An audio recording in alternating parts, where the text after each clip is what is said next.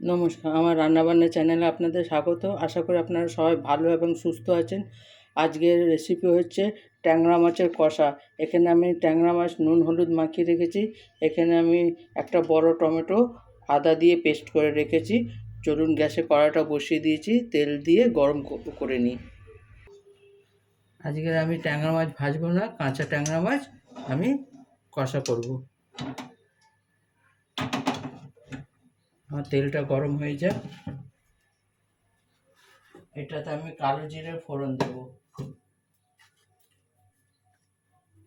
কালো জিরে দিলে গ্যাস হয় না। আমি পেঁয়াজ রসুন কিছুই দেব না, কারণ যত পেঁয়াজ রসুন না দিলে ততই ভালো। পেঁয়াজ রসুন খেলে বেশি গ্যাস হয়। আমি কালো জিরে ফোড়নটা দিলাম।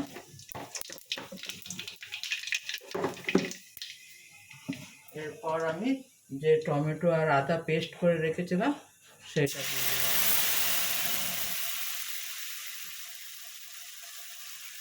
আপনারা চাইলে টমেটো কেটেও দিতে পারেন, কিন্তু আমি পেস্ট করে দিলাম। পেস্ট করে দিলে গ্রেভিটা ভালো হয়।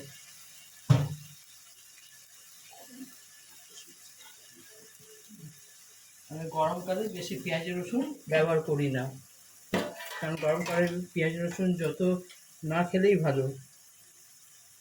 এরপর আমি হাফ চামচ হলুদ দেব, হাফ চামচ হলুদ, হাফ চামচ জিরের গুঁড়ো আর হাফ চামচ ধনের গুঁড়ো।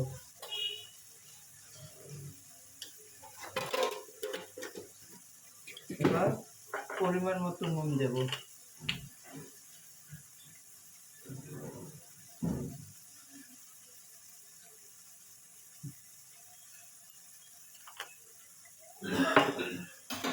আপনারা নিজেদের পরিমাণ মতো নুন দেবেন।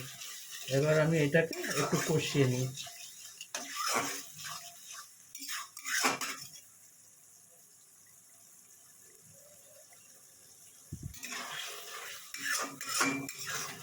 একবার এরকম রান্না করে দেখবেন, ট্যাংরা মাছ খেতে বেশ ভালো লাগে।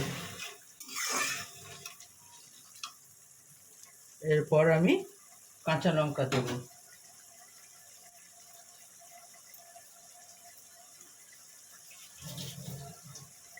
গোটা কাঁচা লঙ্কা দেবো।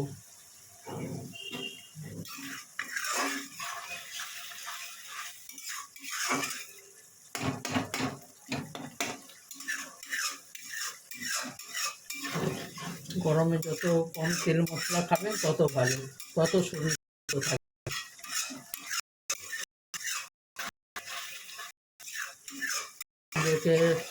বেশি শরীর খারাপ করে, তারপর পেট খারাপ থাকবে।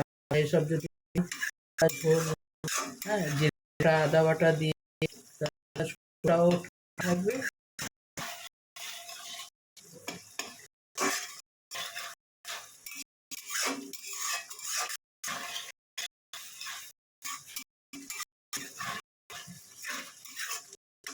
এটাকে আমি একদম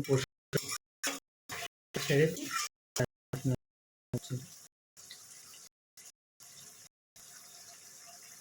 দেখুন মশলা কষানো হয়ে গেছে। এবার আমি ট্যাংরা মাছ দিয়ে দেবো।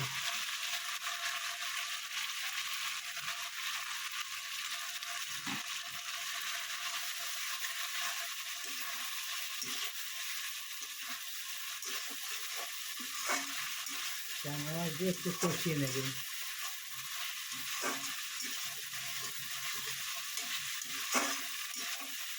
আপনারা চাইলে পেঁয়াজ দিতে পারেন, কিন্তু পেঁয়াজ না দিলে এরকম করে খাবেন, বেশ ভালো লাগবে।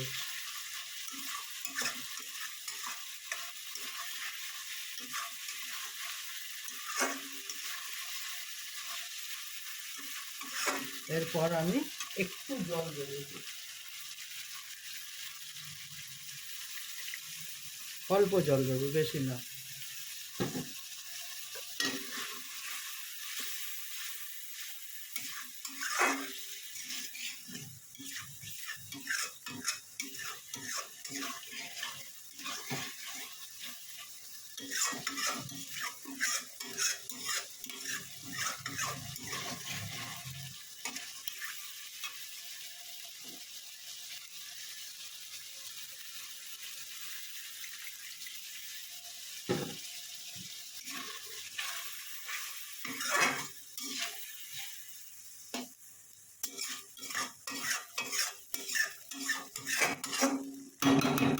এরপর আমি একটু গরম মশলা দেবো।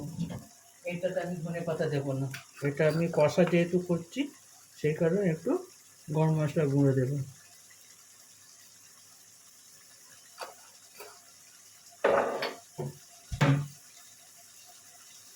দিয়ে একটু নাড়িয়ে নেবো।